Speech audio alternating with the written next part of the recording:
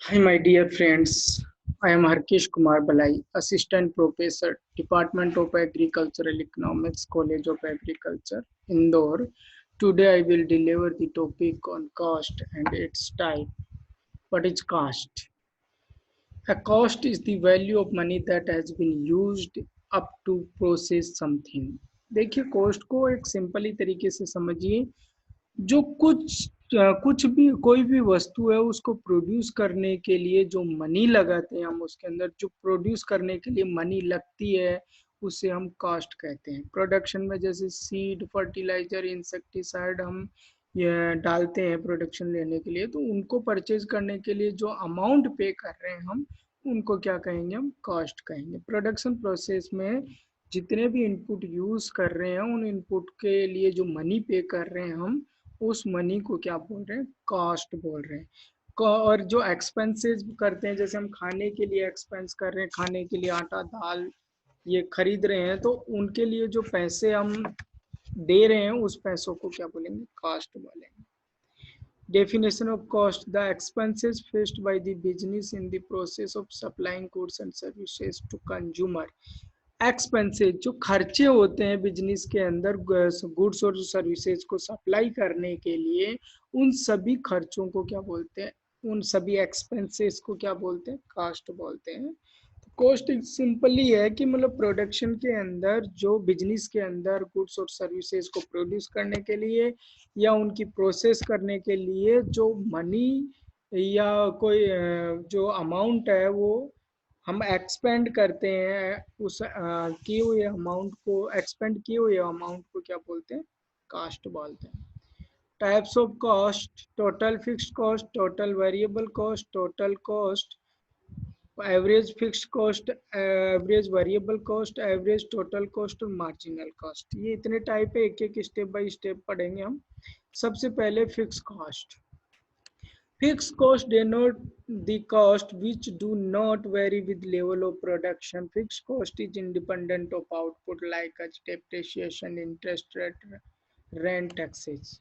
अब देखिए समझिए फिक्स कॉस्ट किसे कहते हैं। बहुत सिंपल है, फिक्स कॉस्ट आउटपुट पे वेरी नहीं करती, आउटपुट लेवल है उस पर बिल्कुल वेरी नहीं करती। आप आउटपुट बढ़े या आउटपुट घटे, जो कॉस्ट है वो लगनी है, वो लगनी है। जैसे डेप्रिसिएशन चार्ज है, डेप्रिसिएशन चार्ज मशीनरी और बिल्डिंग पे लगता है। मशीनरी मान लीजिए ट्रैक्टर एक एग्जांपल ले लीजिए, आप ट्रैक्टर आप रेंट पे लिए हैं और उस ट्रैक्टर को आप जोतने के लिए लिए हैं या खेत में काम करने के लिए हैं।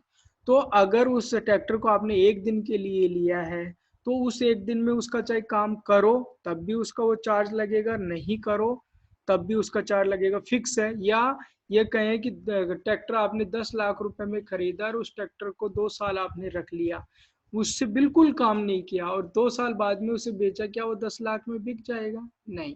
मतलब वो दो कम से कम 10 लाख से कुछ ना कुछ कम अमाउंट में बिकेगा, तो वो उसको यूज करने पर भी वो चार्ज लगता। जितने 1 लाख 2 लाख रुपए कम होते उसके वो लगने ही थे, और नहीं यूज कर रहे खड़ा रख रहे ट्रैक्टर को तब भी उसके इतने चार्ज हमारे लगने ही है। मतलब वो 10 लाख का है तो 8 लाख में ही हमारा बिकेगा, तब उसको यूज करेंगे तब भी वो 8 लाख में बिकेगा, और उसका यूज नहीं करेंगे तब भी वो 8 लाख में बिकेगा। मतलब ये फिक्स चार्ज है, जो प्रोडक्शन लोगे तब भी वो चार्ज लगने ही है, और नहीं लोगे प्रोडक्शन तब भी वो चार्ज लगनी है। जैसे इलेक्ट्रिसिटी बिल आता है, मिनिमम चार्जेज इलेक्ट्रिसिटी में मिनिमम चार्ज होते हैं कि आप चाहे इलेक्ट्रिसिटी यूज करो तब भी मिनिमम चार्ज देना पड़ेगा, और नहीं यूज करोगे तब भी वो मिनिमम चार्ज देना पड़ेगा। मतलब इलेक्ट्रिसिटी का यूज कर रहे तब भी देना पड़ रहा है, नहीं कर रहे तब भी फिक्स चार्ज लग रहा है। वो प्रोडक्शन पे डिपेंड नहीं कर रही है, वो प्रोडक्शन का मतलब है यहाँ यूज करना, उसको यूज कर रहे हैं तब प्रोडक्शन होगा, तब भी वो चार्ज देना पड़ेगा, और वो यूज नहीं कर रहे प्रोडक्शन नहीं होगा तब भी वो चार्ज देना पड़ रहा है। मतलब कोई भी कॉमोडिटी का जो चार्जेज है उसके प्रोडक्शन पे डिपेंड नहीं करता। प्रोडक्शन ले रहे हैं तब भी चार्ज लगेगा, प्रोडक्शन नहीं ले रहे हैं तो भी चार्ज लगेगा। जैसे एक एग्जांपल और लीजिए, रेंट का मैंने बताया कि लैंड पे रेंट लगता है। आपने लीज पे ली लैंड, और लीज पे लैंड ली तो उस पे प्रोडक्शन ले रहे हैं तब भी आपको चार्ज लगेगा वो, और उसका प्रोडक्शन नहीं ले रहे 3 महीने के लिए आपने लिए लीज पर, 3 महीने के लिए आपको आपने उस पर कोई प्रोडक्शन नहीं किया तब भी आपको चार्ज देने होते हैं। तो ऐसा नहीं है, ये चार्ज प्रोडक्शन पे डिपेंड नहीं करते, ये चार्ज आपको फिक्स है, ये देने ही होते हैं, तो उसे फिक्स कॉस्ट कहते हैं। आगे total fixed cost, all cost associate with fixed cost is known as total fix cost. सारी जो फिक्स कॉस्ट उनको सबमिशन कर देते हैं, टोटल कर देते हैं, एसोसिएट हो जाती हैं वो, तो सारी टोटल फिक्स कॉस्ट कहलाती है। Average fix cost per unit of output, average fix cost किसे कहते हैं? जो अभी हमने टोटल फिक्स कॉस्ट निकाली, इस टोटल फिक्स कॉस्ट में आउटपुट का भाग दे देते हैं,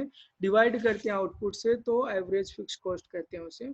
फिर variable cost, variable cost is the rest of total cost, the part that varies as you produce more or less, it depend on output, increase of output with labour. अभी इसको देखिए, मैंने फिक्स कॉस्ट में बताया कि fix cost जो है लगनी है, चाहे प्रोडक्शन हो या नहीं हो, वो जो कॉस्ट लगेगी वो लगेगी। वेरिएबल कॉस्ट में क्या बताएं कि आउटपुट पे वेरी कर रही है, आउटपुट बढ़ेगा तो कॉस्ट भी बढ़ेगी, आउटपुट घटेगा तो कॉस्ट भी बढ़ेगी। मतलब कॉस्ट बढ़ रही है घट रही है, ये आउटपुट पे डिपेंड कर रही है। आउटपुट बढ़ रहा है, कॉस्ट भी बढ़ानी पड़ रही है हमें, आउटपुट घट रहा है, कॉस्ट भी घटानी पड़ रही है, तो ये वेरी कर रही है, कॉस्ट फ्लैक्चुएट हो रही है, चेंज हो रही है, इसलिए इसे वेरिएबल बोल रहे हैं।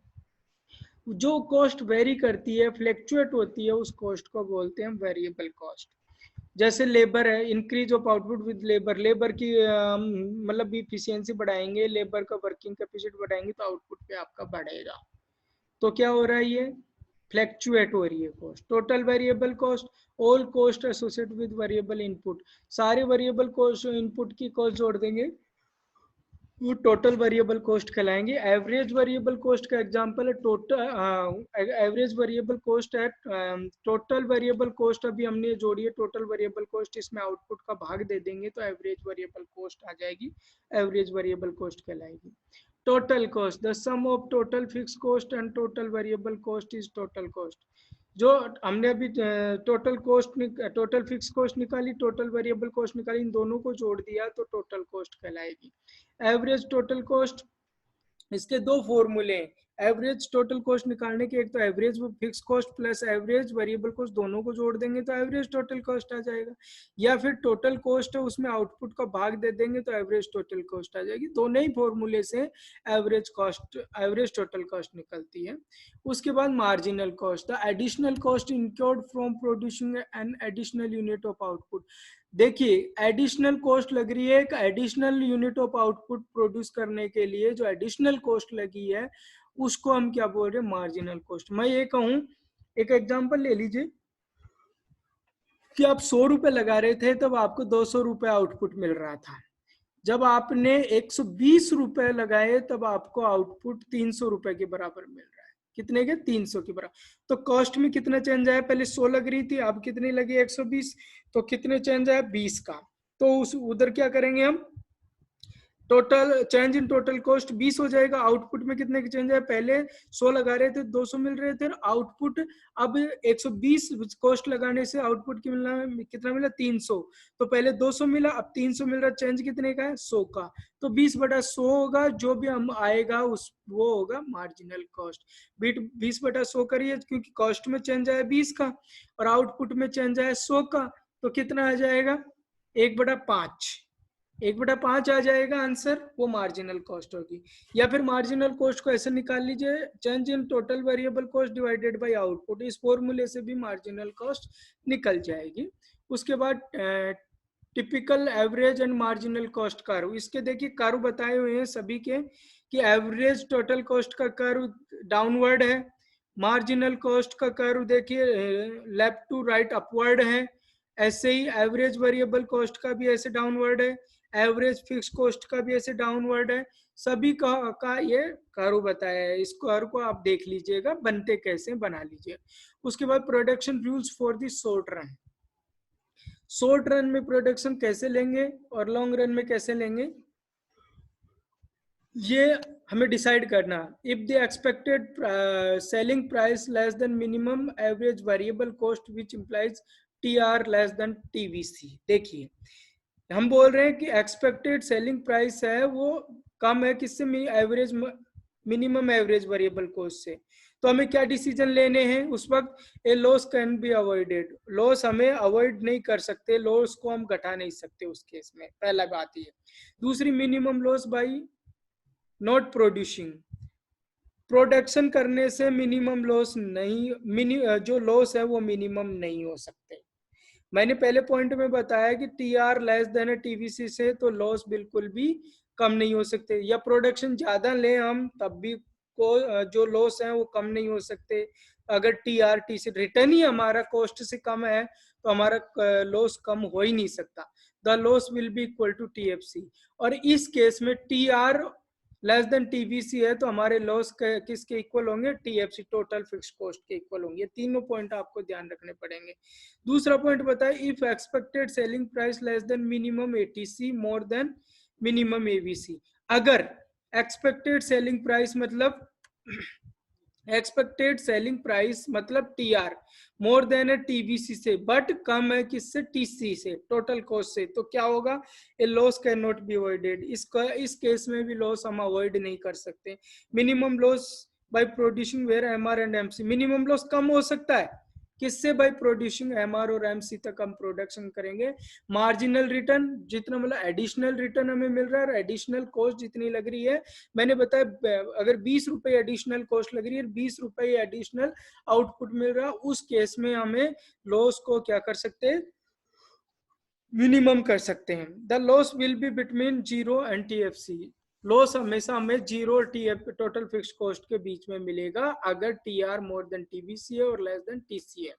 उसके बाद तीसरा हमारा डिसीजन है, if expected selling price more than minimum ATC, minimum ATC which implies TR more than TC. देखिए, सेलिंग एक्सपेक्टेड सेलिंग प्राइस मतलब होता है टीआर, और मिनिमम एटीसी मतलब total less than total cost, ये बोल रहा है। अगर ये कंडीशन क्रिएट हो रही है कि टीआर मोर देन टीसी है तो हमें प्रॉफिट हो, क्योंकि रिटर्न हमें ज्यादा मिल रहा है, कॉस्ट हमारी कम है, तो क्या होगा? Profit can be made, profit मिलेगा। Maximum profit by producing where MR and MC, हमें मैक्सिमम प्रॉफिट वहां मिलेगा जहां पे एमआर और एमसी दोनों इक्वल है। तीसरा, short run production decision, short run के अंदर देखिए आपके कर्व कैसे बन रहे हैं। मार्जिनल कॉस्ट ये आपकी सीधी अपवर्ड जा रही है, ये सीधी जा रही है, मार्जिनल कॉस्ट है। ये एवरेज टोटल कॉस्ट है, ये एवरेज, ये सॉरी ये मार्जिनल रिटर्न है, ये जो सीधी लाइनें जा रही है ये मार्जिनल रिटर्न है, और ये ऐसे डाउन लेफ्ट टू राइट हो रहा है ये एवरेज टोटल कॉस्ट है, और ये भी लेफ्ट टू राइट हो रहा है ये एवरेज वेरिएबल कॉस्ट है। तो इसको भी कैसे बनाना है ये डायग्राम आप देख लीजिएगा। फिर है लॉन्ग रन कॉस्ट कर, शॉर्ट रन का डिसीजन ले लिया हमें क्या करना है क्या नहीं करना है। लॉन्ग रन में क्या करना है? All cost are variable in the long run, उसमें क्या कुछ कॉस्ट फिक्स थी शॉर्ट रन में, इसमें कोई कॉस्ट फिक्स नहीं होती, सारी की सारी कॉस्ट वेरिएबल होती है लॉन्ग रन में। There is only ABC in long run since all factor are variable, ABC है लॉन्ग रन होती है अगर लॉन्ग रन में सारे के सारे फैक्टर वेरिएबल होते हैं तो। It is also called as planning curve और एनवेलप और स्केल कर्व, इसको प्लानिंग कर्व, एनवेलप कर्व और स्केल कर्व भी कहते हैं। Production rules for the long run, अब रूल्स कैसे बनाएंगे? जैसे उसमें रूल्स डिसीजन ले रहे थे शॉर्ट रन में, वैसे ही इसमें डिसीजन लेने हैं आपको। If the selling price more than ATC, अगर 80 वहां पे एवीसी की बात हो रही थी, यहाँ पे किसकी बात हो रही है? एटीसी की। अगर एटीसी से कम है सेलिंग प्राइस तो क्या करेंगे हम? Continue to produce, production continue लेते रहिए आप। Maximise profit by producing where MR and MC, production वहां पे मैक्सिमम होगा जहां एमआर एमसी होगा। इस बात का ध्यान रखना, शॉर्ट रन लॉन्ग रन दोनों में प्रोडक्शन मैक्सिमम हमें वही मिलेगा जहां एमआर और एमसी दोनों इक्वल, मतलब मार्जिनल रिटर्न और मार्जिनल कॉस्ट दोनों इक्वल होंगी, वहां पे ही हमें मैक्सिमम प्रॉफिट मिलेगा, चाहे शॉर्ट रन प्रोडक्शन कर हो या लॉन्ग रन प्रोडक्शन कर हो। दूसरा डिसीजन है, if selling price less than ATC, मतलब एटीसी से कम है सेलिंग प्राइस या टीआर लेस देन टीसी, तो हमें क्या डिसीजन लेने चाहिए? There will be continue loss, continue loss होंगे हमारे। Sell the fixed assets to eliminate fix cost, fix assets को हम सेल करेंगे, फिक्स्ड प्रॉपर्टी को सेल करेंगे फिक्स कॉस्ट को कम करने के लिए। Reinvest money is more profitable, दोबारा से अगर इन्वेस्ट कर रहे हैं इस केस में जब हमारे T R more than T C है तो उस केस में हमारी क्या होगा, मनी इन्वेस्ट करेंगे तो प्रॉफिट ज्यादा होगा। Thank you.